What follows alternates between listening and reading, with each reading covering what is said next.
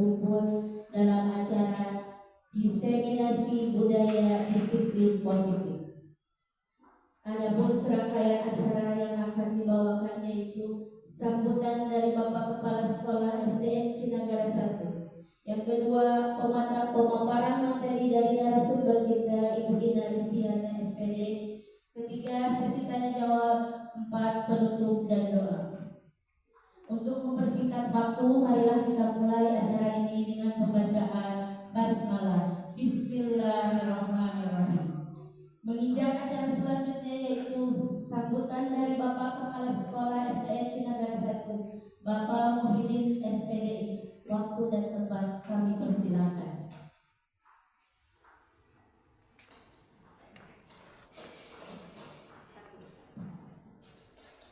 Assalamualaikum warahmatullahi wabarakatuh. Waalaikumsalam warahmatullahi wabarakatuh. Alhamdulillahirabbil alamin wa bihi nasta'in ala umuri dunya waddin. Wassalatu wassalamu ala sayyidina Muhammadin wa ala alihi wa sahbihi ajmain, amma ba'du. Puji dan syukur mari kita panjatkan kehadirat Allah Subhanahu wa taala. Allah Subhanahu wa taala yang telah memberikan nikmat, anugerah dan karunia sehingga hari ini kita dapat berkumpul, dapat bertatap muka dalam rangka sosialisasi pembiasaan budaya baik untuk SD Negeri Cinagara 1 yang akan dipaparkan oleh calon guru penggerak Bu Ina Listiana. Sholawat dan salam semoga tercurah limpah kepada baginda alam Nabi besar Muhammad Sallallahu Alaihi Wasallam, kepada keluarga, sahabat, pengikut, serta mudah-mudahan sampai kepada kita yang ingin diakui sebagai umatnya. Yang terhormat Bapak Ketua Komite beserta jajaran, Bapak dan Ibu wali murid yang lengkap hadir, Dewan Guru SD Negeri Cinagara 1 yang saya banggakan, mudah-mudahan senantiasa dilindungi dan dirahmati oleh Allah Subhanahu wa taala dalam menjalankan tugas. Yang pertama, ucapan terima kasih banyak dan penghargaan yang setinggi-tingginya atas perhatian yang telah diberikan oleh komite beserta jajaran dan orang tua yang memberikan perhatian antusias untuk kegiatan acara pada hari ini. Yang keduanya, permohonan maaf yang sedalam-dalamnya apabila dalam penerimaan tempat jamuan masih jauh dari kata yang sempurna. Kemudian yang ketiga, ini merupakan program yang harus dilaksanakan oleh semua calon guru penggerak di angkatan 10 karena ada beberapa tagihan tugas yang mewajibkan calon guru penggerak mensosialisasikan budaya positif yang dapat diterapkan dan dijadikan sebagai ciri khas di sekolah tempat calon guru penggerak itu bertugas. Nah, di sini kebetulan Bu Ina yang menjadi CGP-nya dan akan menyampaikan, mensosialisasikan apa yang akan dijadikan budaya positif dan ciri khas untuk SD Negeri Cinagara 1.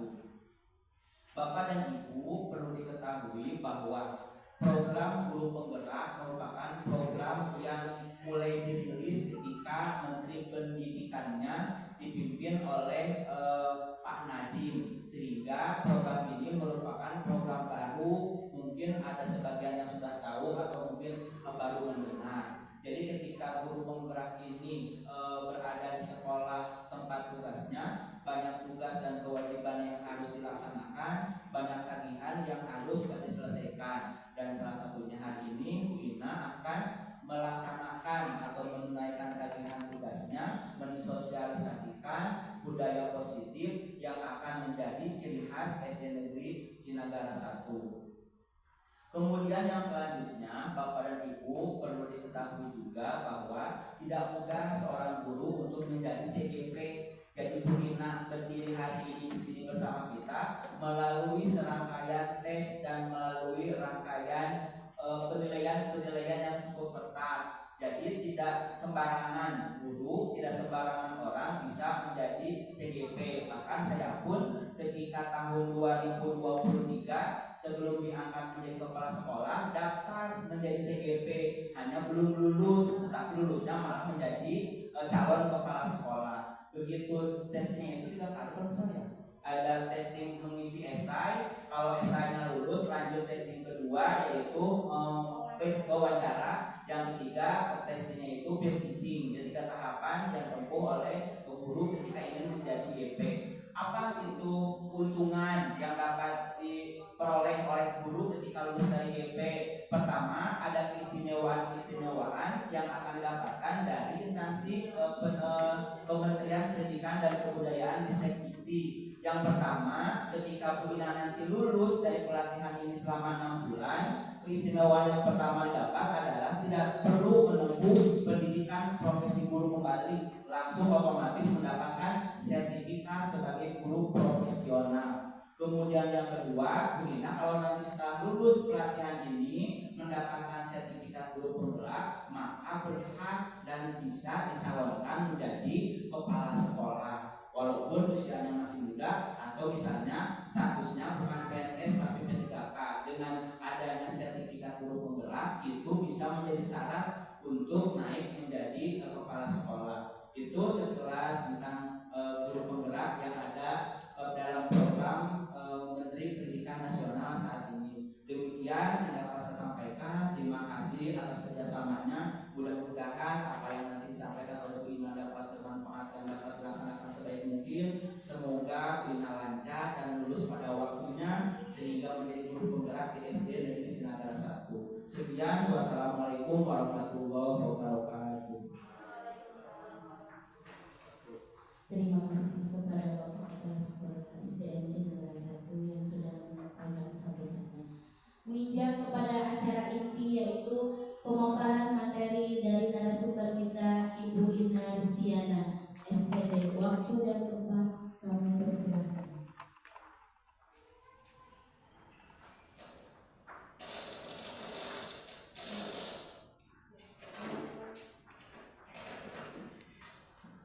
Assalamualaikum warahmatullahi wabarakatuh. Terima kasih Ibu Bapak Guru serta sejawat dan jajaran komite beserta jajarannya.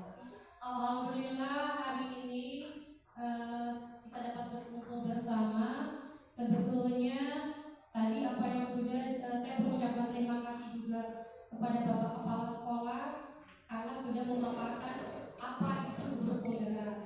Jadi sebetulnya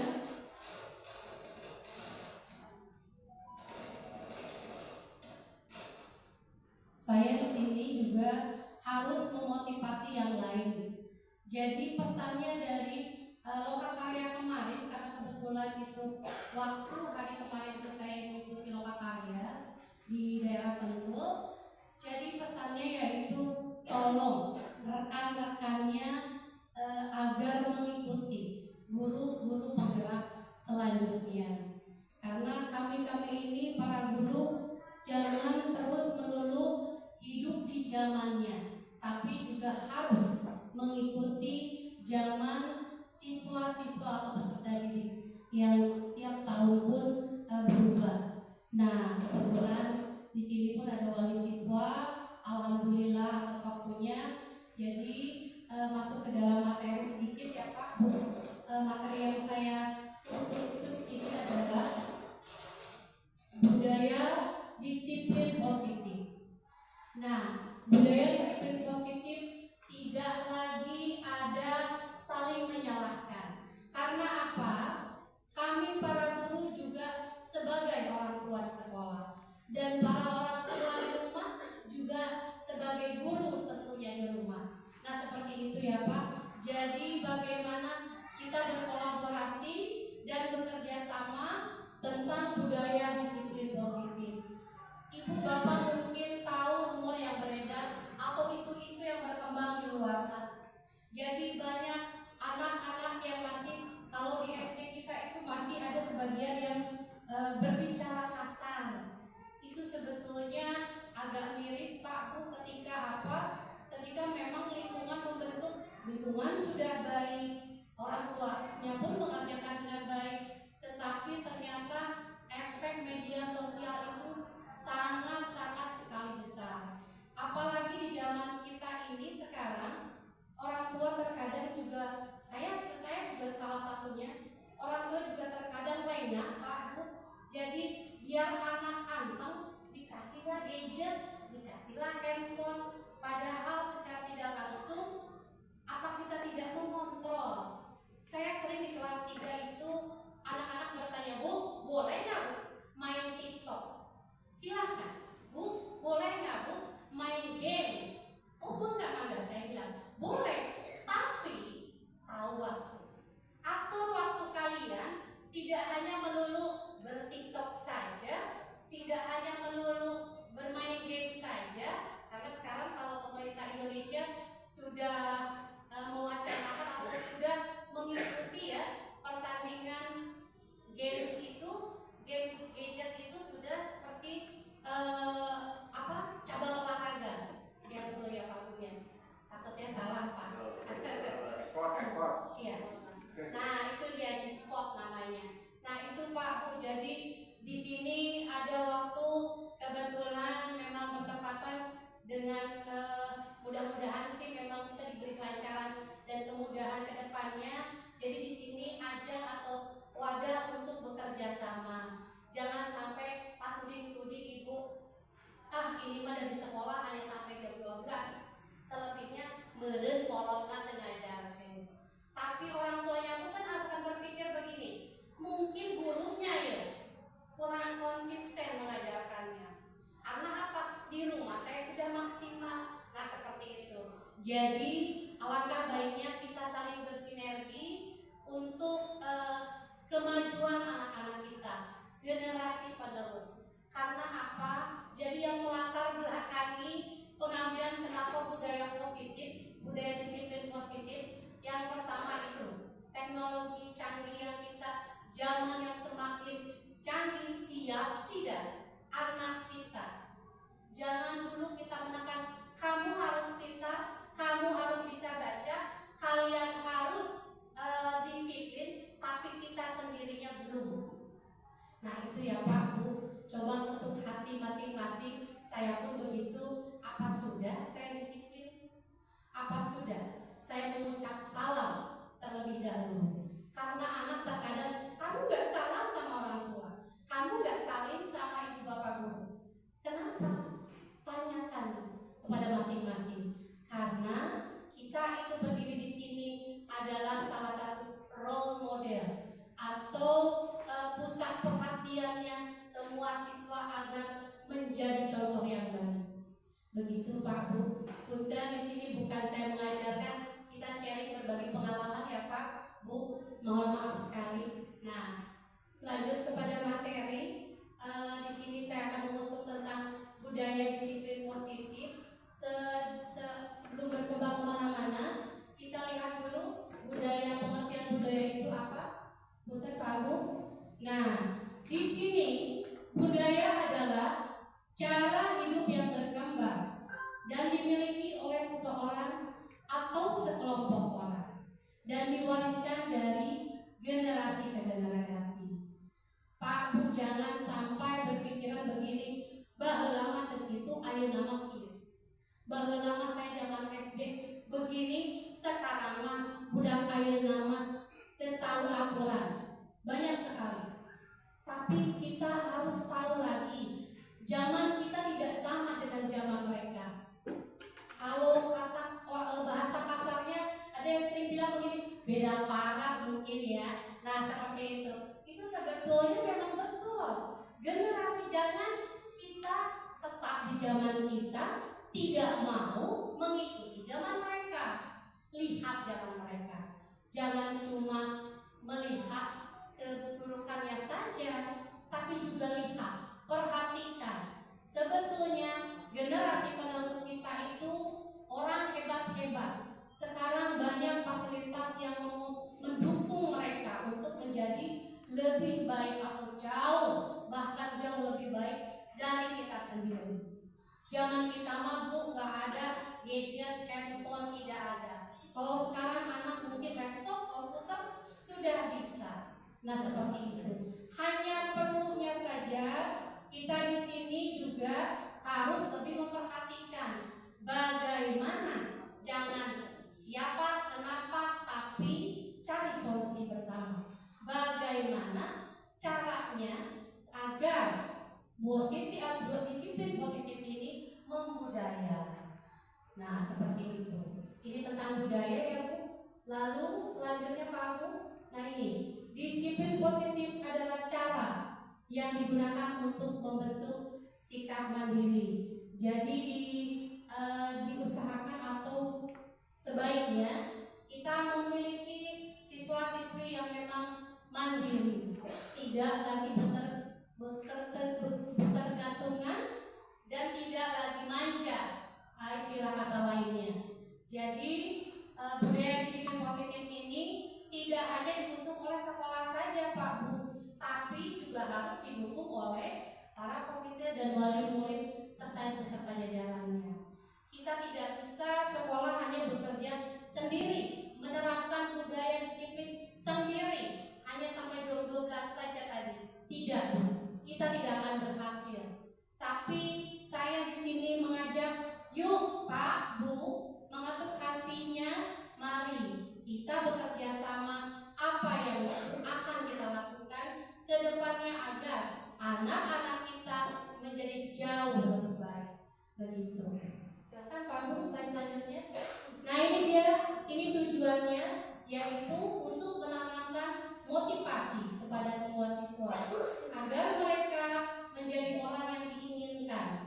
Jadi mereka itu tidak hanya, kalau Gen Z Pak, generasi Z nih, Gen Z itu coba ibu bapak perhatikan, kalau saya observasi, Gen Z itu satu, mentalnya lemah, apa-apa lembek, apa-apa mellow, tidak strong seperti zamannya kita. Kalau kita kan tangguh ya Pak, jadi ada apa-apa kanan kiri, gitu ya. Tapi anak-anak sekarang cenderung mereka itu lebih lemah mentalnya. Nah, untuk itu, jadi mereka biar tahu, agar mengetahui apa yang mereka itu memang diinginkan dan menghargai diri sendiri dengan nilai yang mereka percaya. Tentu semua siswa atau setiap peserta didik memiliki cita-cita yang berbeda.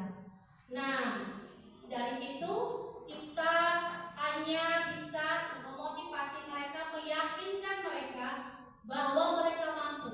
Jangan patahkan semangatnya. Tolong Pak, kita terkadang ada hal-hal kecil yang menurut kita biasa saja, tapi ternyata efeknya menjadi traumatik tersendiri kepada si anak. Coba ibu bapak pernah tidak mendengar seperti ini? Kamu cita-citanya apa? Pernah tidak mendengar seperti itu? Ibu pernah Bu? Bapak pernah Pak? Walaupun Pak Agung masih kecil. Mungkin ibu yang di belakang pernah bertanya, Mama Salwa pernah bertanya, Salwa cita-citanya apa? Apa Mama? Pengen jadi guru. Betul.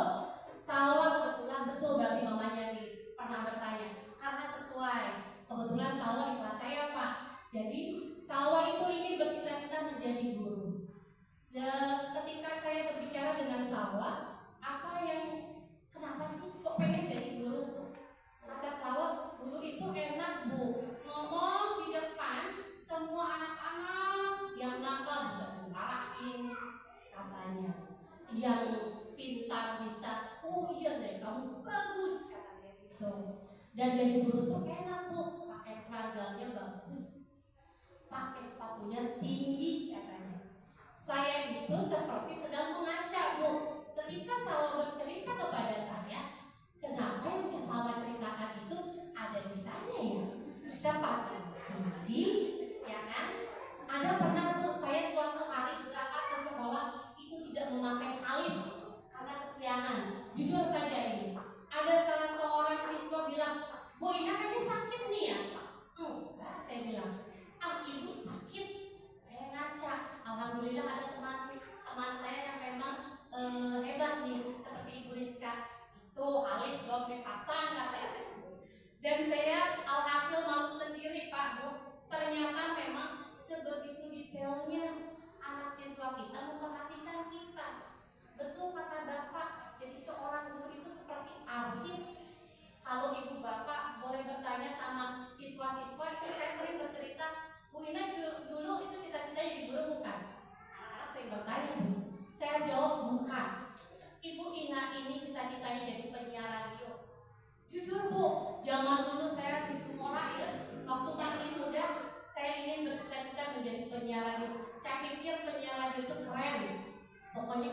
paten lah pokoknya. Dan alhasil ternyata mentok dan akhirnya tetap jadi guru, dan saya temukan ternyata passion saya itu di guru. Kenapa? Karena menjadi seorang guru bisa menjadi penyiar radio, bisa menjadi artis, bisa menjadi penyanyi. Saya gagal jadi penyanyi, Bu. Betul. Saya suka punya kata Pak Agung mah, kita belum gagal nyanyi. Karena saya mengikuti perlombaan dan kalah. Itu latar belakangnya. Lalu saya ingin menjadi seorang entrepreneur. Itu juga bisa saya dapatkan ketika saya menjadi seorang guru. Makanya ketika anak didik saya atau sebutlah Salwa ingin menjadi seorang guru, ada kesenangan tersendiri. Oh, berarti saya bisa menjadi sedikit contoh yang baik untuk anak didik saya. Seperti itu, Bu, itu sharing pengalaman. Nah, sebaiknya mungkin di rumah pun ibu bapak bisa praktekkan kepada anak-anak buah hati kita. Jadi ketika melarang anak-anak gak boleh main TikTok tapi ibunya kegajetan, ya kan? Nah, itu agak bingung tuh. Nah, itu dia. Pokoknya yang pasti, ayo kita bekerja sama. Baiknya bagaimana kita cari solusi. Nah, untuk selanjutnya Pak Agung, saya kan bis enggak, ngerepotin iya, belajar dari mulai, dia ketinggalan. Itu kebiasaan buruk ya, Bu. Nah, yuk kita sepakati saya. Tapi ingat, kesepakatannya tidak dari kita, Bu. Cuma kita hanya memancing saja. Nah, kira-kira apa yang baik menurut kalian yang harus kita sepakati, kita terapkan bersama? Nanti ada anak yang bilang, Bu, oke, jangan makan, Bu. Malah punten Bapak Ibu, ini cerita asli ya. Jadi kalau di kelas 3 itu suka ada yang kentut. Jadi kita itu menyepakati si anak ini, katanya, Bu, jangan ada yang kentut. Nah, boleh. Jadi kita menyepakati itu. Deal ya, deal. Oke, setuju. Terlalu tidak boleh makan di kelas, minum boleh karena mereka terkadang haus ya, Pak. Lalu yang ketiga itu tidak boleh keluar ketika pembelajaran, bolak-balik ke toilet, dan yang terakhir tidak boleh berbicara kasar. Ternyata Pak, ketika kita menyepakati itu, berbicara kasar saja, si anak akan tergerak sendiri. Mereka dengan sendirinya, oh iya kita sudah sepakat. Kan tadi kata begini juga tidak boleh. Nah seperti itu, boleh Bapak Ibu terapkan nanti di rumah ataupun di kelas masing-masing. Karena apa? Itu sudah berjalan sudah menjadi ada imbas baik terhadap kelas saya sendiri. Alhamdulillahnya. Nah begitu yang kesepakatan. Lalu yang kedua adalah tetapkan konsekuensi, memberikan pujian lalu menjalin komunikasi yang baik, dan yang terakhir jadi contoh yang baik. Coba Pak Agus slide berikutnya. Nah ini buat kesepakatan kelas yang tadi saya jelaskan. Slide berikutnya Pak Agus. Nah ini konsekuensi. Kadang ketika anak berbuat salah, kita selalu menghukumnya, Bu. Dan hukuman itu sebetulnya tidak baik karena hukuman tersebut itu akan menjadi traumatik untuk si anak. Secara tidak langsung walaupun hanya kecil. Coba Bapak Ibu ingat kembali ketika Bapak Ibu sekolah zaman dulu, pasti ingat. Saya Mbak Bella, SD pernah salah. Ingat kan, Bu? Pak, pasti ada satu yang teringat. Nah itu yang dibilang traumatik, Bu. Tersimpan di dalam ingatan kita. Itu hal baik, dan yang kedua itu hal buruk. Nah itu, untuk menghindarinya bagaimana? Dan ini dia, kita mengusung tentang restitusi. Restitusi itu adalah proses menciptakan posisi bagi siswa untuk memperbaiki kesalahan mereka. Jadi kita orang-orang dewasa ini tidak lagi menghukum siswa,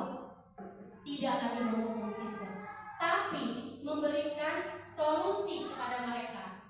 Bagaimana menurut kamu? Saya punya kasusnya sih nanti ada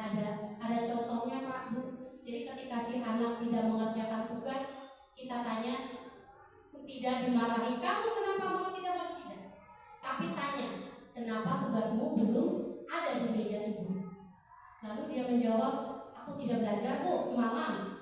Nah, lalu menurut kamu baik tidak belajar itu? Oh jelek. Nah, secara tidak langsung si anak menemukan sendiri bahwa perilaku yang dia lakukan itu tidak baik. Begitu. Jadi restitusi yang dipakai ya Bapak Ibu. Selanjutnya Pak. Nah ini dia segitiga restitusi. Jadi yang pertama menstabilkan identitas. Jadi si anak nanti ada tahapannya Bu. Restitusi itu lalu ada tindakan yang salah dan menanyakan keyakinan. Nah itulah dia. Lanjut Pak Bu. Nah ini dia. Menstabilkan identitas adalah meyakinkan anak dengan mengatakan tidak ada manusia yang sempurna. Saya juga pernah melakukan kesalahan seperti itu. Itu Pak Bu. Jadi kita budayakan bermula dari diri kita sendiri. Terkadang kita malu kepada anak untuk meminta maaf. Terkadang juga kita malu mengakui kesalahan kita sendiri kepada anak. Nah itu dia. Padahal hal sekecil itu menurut kita, tapi dampak yang besar sekali untuk anak secara psikologis. Ketika ada orang tua yang selalu menerapkan di setiap harinya sebelum tidur, orang tua menerapkan begini dong. Nah, untuk hari ini ibu berterima kasih padamu. Nah, untuk hari ini ibu mengucapkan mohon maaf padamu kalau ada kata atau perilaku ibu yang salah. Itu otomatis Pak Bu secara tidak langsung karena itu mindsetnya akan berubah si anak. Oh iya, karena apa? Mereka mulai menganggap saya merasa dihargai, saya manusia ternyata. Itu Bu. Jadi kita jangan pernah malu untuk boleh menegur silakan.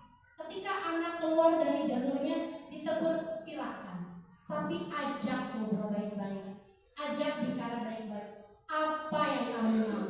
Apa sebetulnya yang kamu inginkan? Ketika kita salah, kita minta maaf. Dan memang ketika jika kita memang kepada si anak ini berekspektasi terlalu tinggi, bilang sama mereka, sampaikan.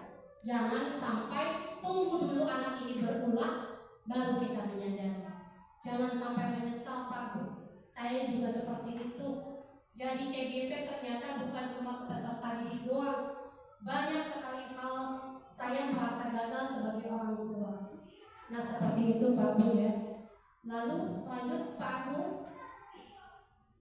Nah ini dia tindakan yang salah, memvalidasinya. Betul kamu salah gitu ya. Lalu selanjutnya Pak Bu.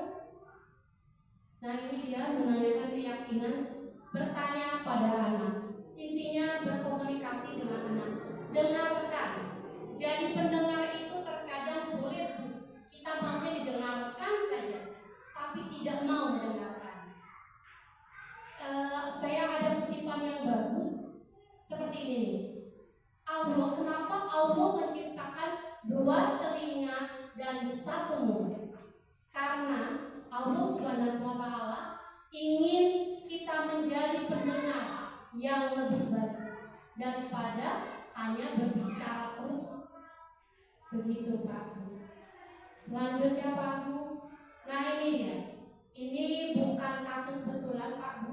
Jadi ini syuting karena ada skripnya. Skripnya adalah Nafisa menangis malu karena Jasmine mengejek nama ayahnya serta menertawakannya di depan siswa yang lain. Nah bukan berarti ini. Waalaikumsalam enggak Bapak? Silakan Pak. Akan Pak, mangga. Atau nuwun Pak, mangga. Nah ini ada kasus yang pertama. Boleh di play Pak Bu. Selanjutnya. Bisa? Tidak? Tidak bisa? Yang selanjutnya? Oke, nggak apa-apa. Oke, nggak apa-apa.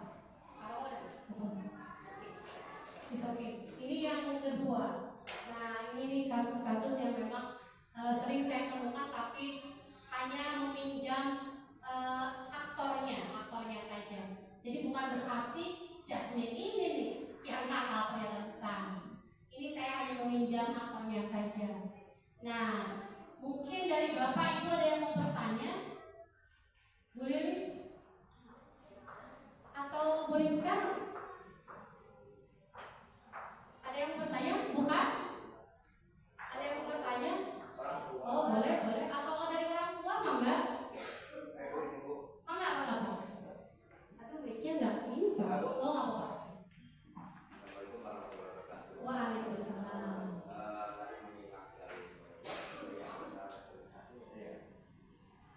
Ada kasus kebetulan sudah ada sekolah di sini lah, tapi anak saya yang cerita kasusnya mengenai yang tadi harus penyampaian seperti apa, artinya yaitu mengenai dari seorang guru dan dari wali muridnya sudah menyatakan bahwa anak ini sering sakit-sakitan. Cuma dari guru tersebut si murid ini dikasih tugas, dia mengerjakan, cuma baru katanya tidak beres karena dia sering sakit-sakitan dan pernah masuk rumah sakit. Tapi tanggapan dari ini kan balik lagi ke seorang pengajar ya.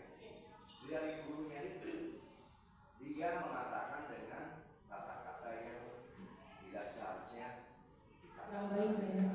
termasuk hasil dari dia mengerjakan tugas itu sampai dia lemparkan. Otomatis kan itu secara langsung sudah menunjukkan bahwa si pengajar ini sudah mencontohkan yang tidak baik. Dampaknya itu dari kata itu traumatik. Nah, dalam hal itu harusnya seperti apa dan bagaimana termasuk penyampaian dari guru yang kesalahan seperti karena alasannya sakit-sakitan karena tugasnya tidak selesai yang benar. Jadi kalau setiap kasus itu sebaiknya Pak, sebagai guru memang ada beberapa kewajiban yang harus diselesaikan, seperti penugasan, seperti penilaian, secara prosedural itu harus dilaksanakan. Kita pun tidak bisa bernegosiasi sebetulnya, tetapi secara nurani dan etika itu melemparkan itu sudah tidak itu dia Pak, sudah tidak ada etika baik, etika yang kurang baik lah. Nah, kalau menurut saya ini justru kasus seperti yang Bapak utarakan itu sebaiknya berkolaborasi tadi. Yang pertama, guru itu harusnya mengobservasi apa betul si anak itu sakit, sampai di mana. Jadi kita itu hanya menelisik berdasarkan fakta. Jadi kalau jika sakit ada surat dari dokter, atau jika dirawat memang ada keterangan sakitnya dari instansi manapun. Itu yang pertama. Dan yang kedua, sebaiknya apa Bapak sudah bertanya si orang tuanya sudah belum beritikat baik menyampaikan sesuatu kepada si wali kelasnya? Karena terkadang begini Pak, guru itu terkadang serba salah Pak. Jadi begini, ketika anak tidak masuk dan sakit, orang tua itu tidak mengabari Pak. Kami kebingungan sendiri. Ada kalanya kami menelpon atau ke rumahnya terkadang, tapi beberapa ada responnya yang tidak responsif seperti itu. Saya tidak akan membetulkan atau membenarkan mendukung siapapun di sini.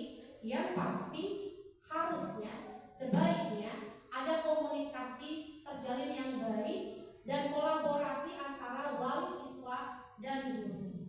Karena apa? Ya ini dia wadahnya. Pak, Bu, ketika memang ada apa-apa, utarakan, jangan dipendam. Nanti apa yang rugi anak-anak kita sendiri yang rugi. Jangan sampai nanti di kemudian hari emosi yang berguna gitu, maksudnya emosi yang ditonjolkannya. Seperti tadi apa kata yang Bapak Wim bilang kan ada lemparan seperti itu sudah jauh tidak baik ya Pak. Itu kalau ketahuan KPI mungkin ibu bapak gurunya ditegur mungkin ya. Karena kalau saya sebagai calon guru penggerak itu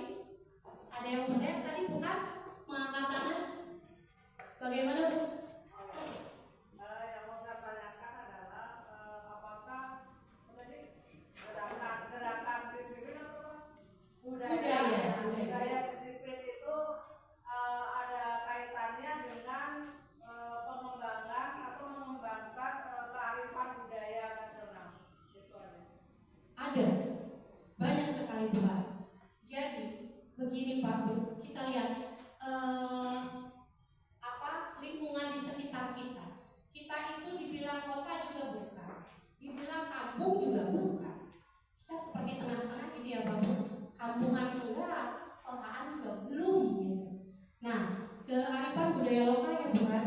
Itu tadi saya sudah bahas dengan Bapak Komite. Sebetulnya saya bilang Pak, kenapa ya di Cinagara, di desa Cinagara kita ini tidak lagi ada gerakan atau kegiatan ngadongdang.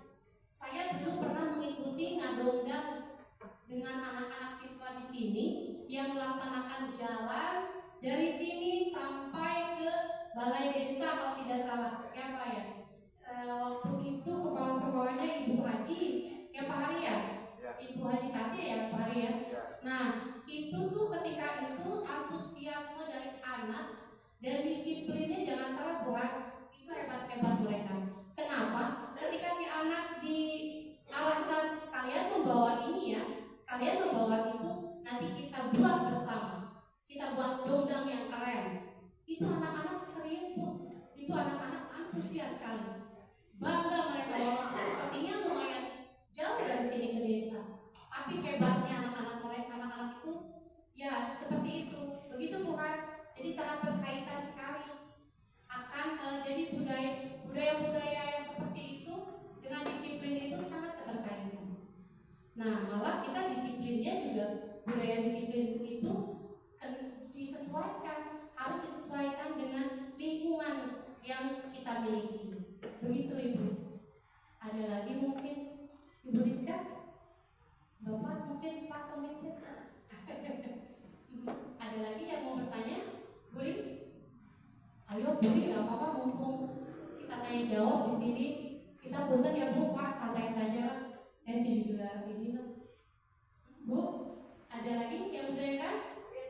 Ya, oke, Bu Rizka silakan. Restitusi ini, jujur saya sebagai orang tua juga sebagai guru masih sulit gitu kalau untuk menjalankan restitusi ini. Kenapa? Karena kita aja tuh turun-temurunnya dari zaman dulu kita lakukan lah atas dasar hukum punishment and reward gitu. Ya, Kan kalau di restitusi kan tidak ada istilah itu. Nah, bagaimana cara untuk memutus rantai ini gitu, bahwa kita tidak boleh menyalahkan anak, kamu salah gini-gini, tapi kita tetap harus menggali. Nah, menggali ini kadang kan butuh kesabaran ekstra ya.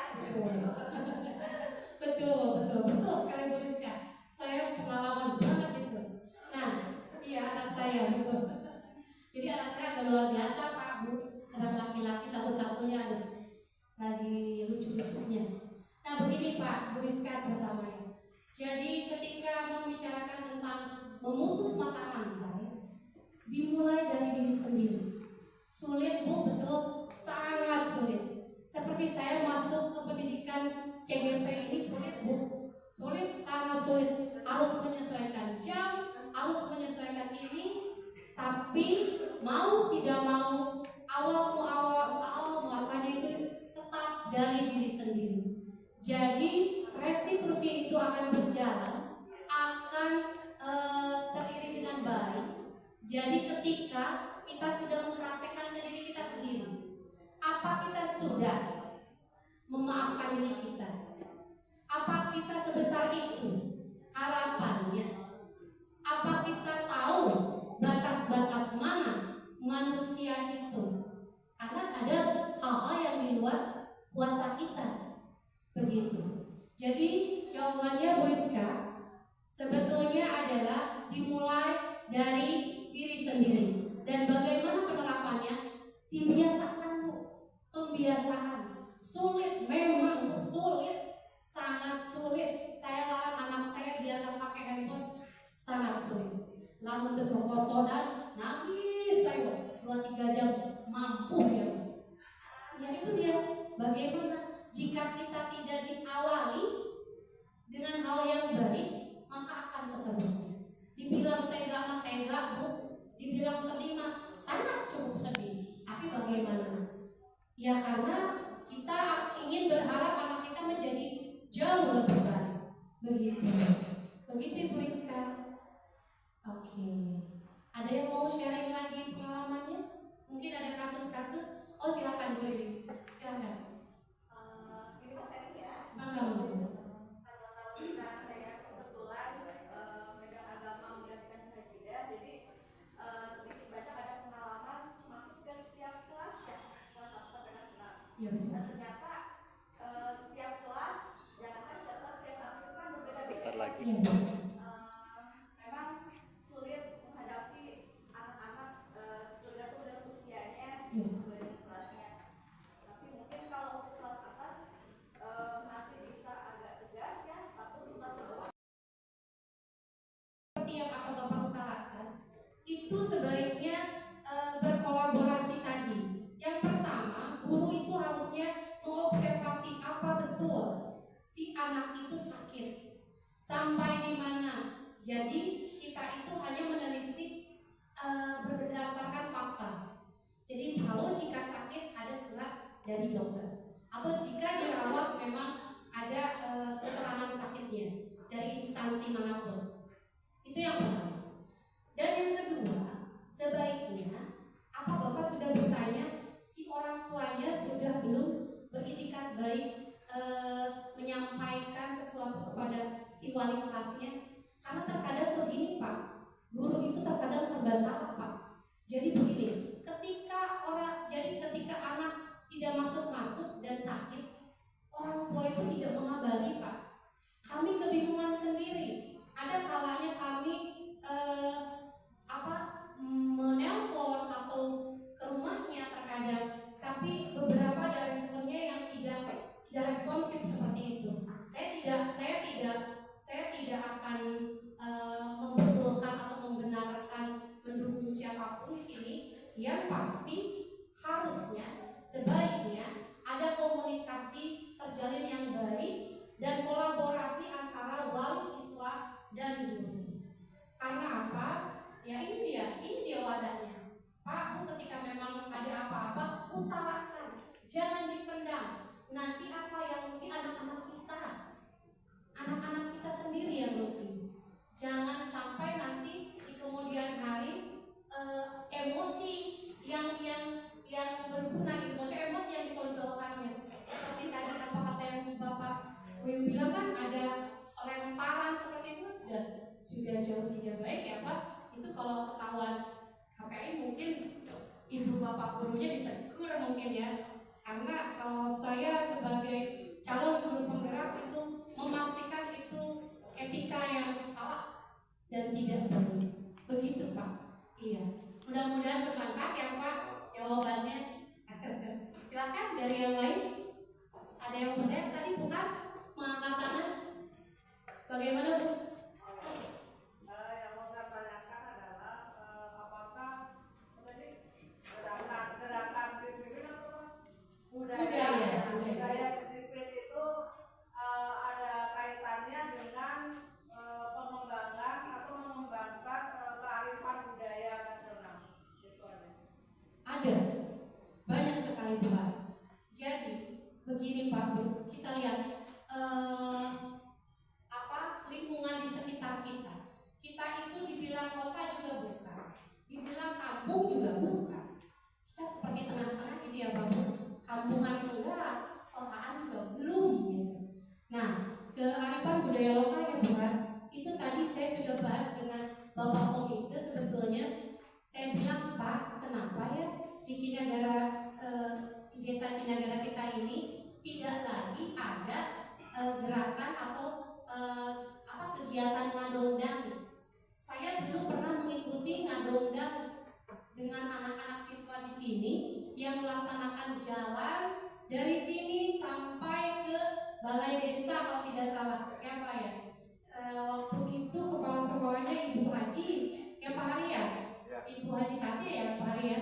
Nah itu tuh ketika itu antusiasme dari anak dan disiplinnya jangan salah buat itu hebat-hebat mereka. Kenapa? Ketika si anak diarahkan kalian membawa ini ya, kalian membawa itu, nanti kita buat bersama, kita buat dongdang yang keren. Itu anak-anak serius Bu, itu anak-anak antusias sekali, bangga mereka bahwa sepertinya lumayan jauh dari sini ke desa. Tapi hebatnya anak-anak itu ya seperti itu, begitu bukan? Jadi sangat berkaitan sekali akan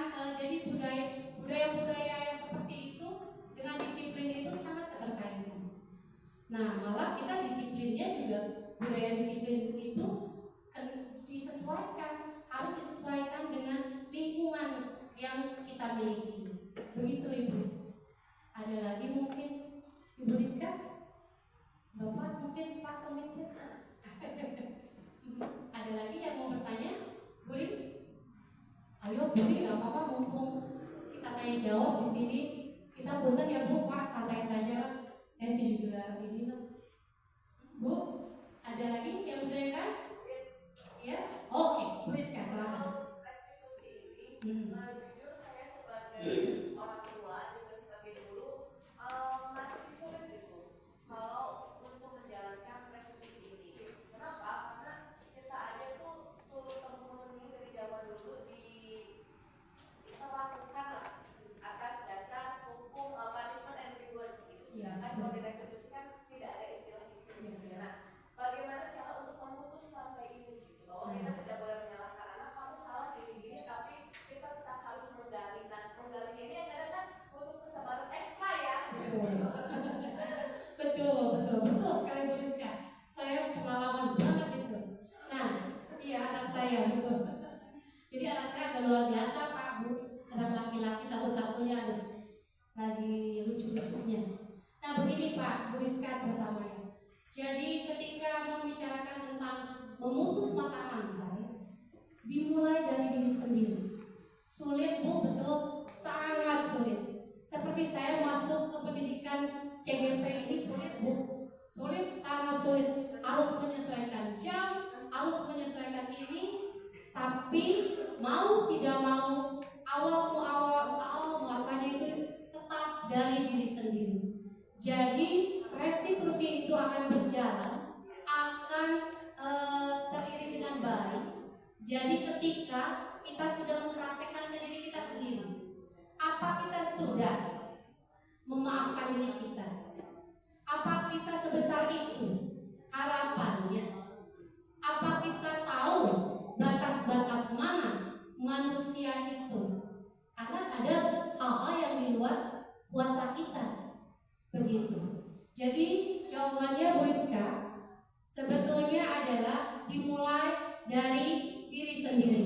Dan bagaimana penerapannya? Dibiasakan Bu.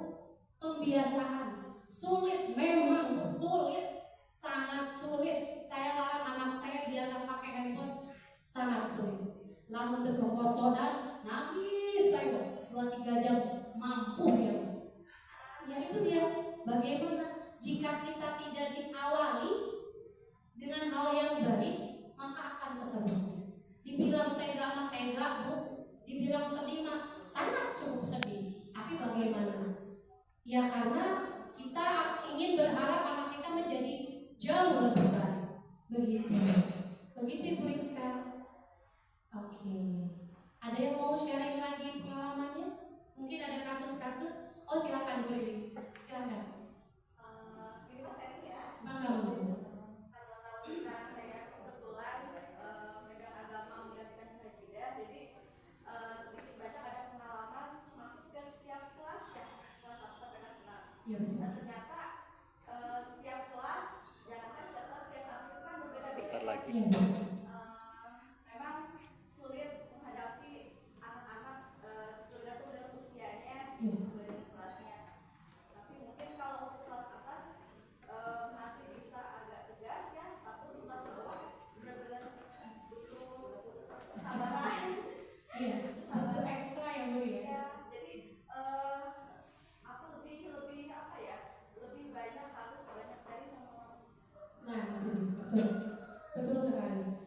Jadi seperti saya tadi bilang, pendidikan tidak akan berhasil ketika orang tua sepenuhnya mutlak menyerahkan kepada seorang guru.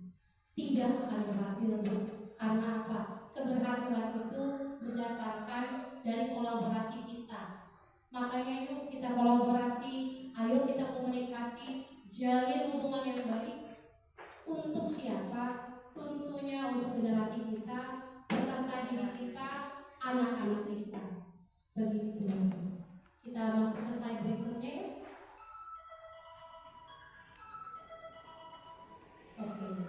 Oke, slide berikutnya. Nah ini dia. Jadi seorang guru atau orang tua itu harus tahu bagaimana mengapresiasi. Apresiasi itu tidak hanya bentuk hadiah saja, Bu.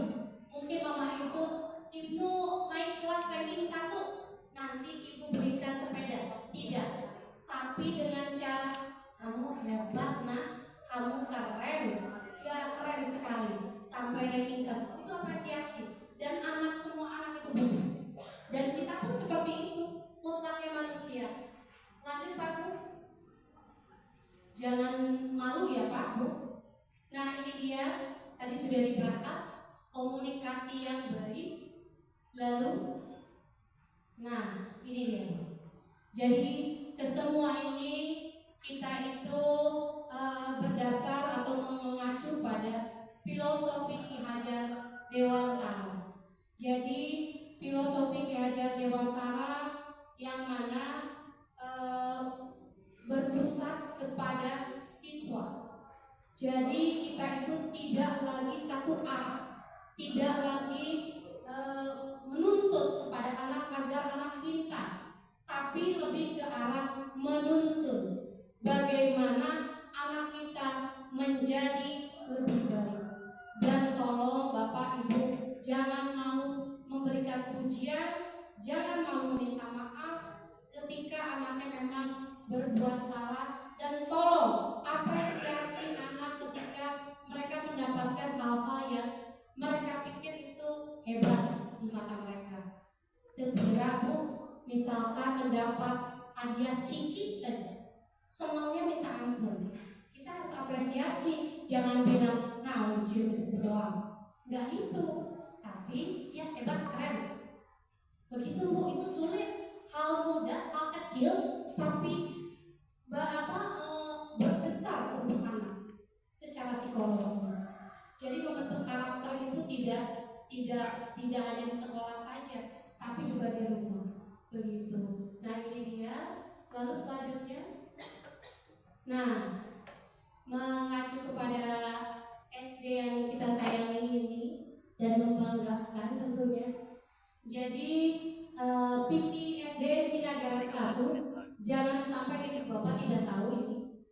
Jadi terwujudnya karakter peserta didik yang berprofil Pancasila serta berteknologi. Harapannya berprofil Pancasila serta berteknologi. Jadi berteknologi ditandai karena zaman kita bukan zamannya anak-anak. Zamannya anak-anak itu terus berkembang. Kita jangan stuck di sini, tapi harus mengikuti zaman mereka seperti apa. Kita juga harus mempersiapkan mental dan powerful yang kita, keahlian kita. Kita juga jangan stuck, nggak bisa. Jangan seperti itu Bu. Anak-anak main handphone, kita lihat apa yang mereka mainkan. Kalau bisa mah ayo main sama mama. Jangan sendiri aja. Biar apa? Biar anak terkontrol Bu. Karena banyak hal-hal yang kurang baik ya, yang negatif. Oke, dan terakhir Pak Gu. Nah ini dia, berprofil Pancasila itu seperti apa? Ini ada 6 Bu. Profil belajar Pancasila itu, yang satu beriman bertakwa. Kenapa Cinagara 1 mengusung profil Pancasila? Karena sudah mencakup secara keseluruhan. Yang pertama bertakwa, lalu mandiri, bernalar kritis, kreatif, bergotong royong, dan terakhir berkebinekaan global. Begitu. Oke. Nah, begitu Bapak Ibu semuanya. Jadi ini materi yang bisa saya paparkan, saya bagi. Ternyata alhamdulillah 1 jam lebih katanya sampai offset ternyata. Aduh, saya alhamdulillah banget ini. Dan ada satu lagi yang saya akan mengetes Ibu Bapak konsentrasinya, bukan soal Bu, tenang saja. Ini lebih ke arah permainan. Jadi Bapak Ibu mohon diikuti ya. Silakan Bu Rizka masuk. Nah, oke. Jadi petunjuknya adalah mengikuti apa yang saya katakan. Itu clue-nya. Nah, berapa botol, berapa bola, begitu ya. Ngerti ya? Masih bingung yakin. Berapa botol,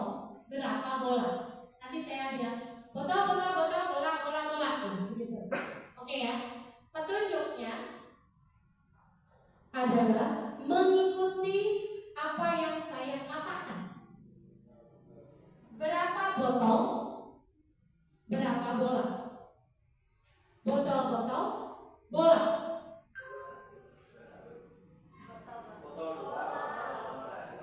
Ulangi. Ini bapak kepala sekolah keren.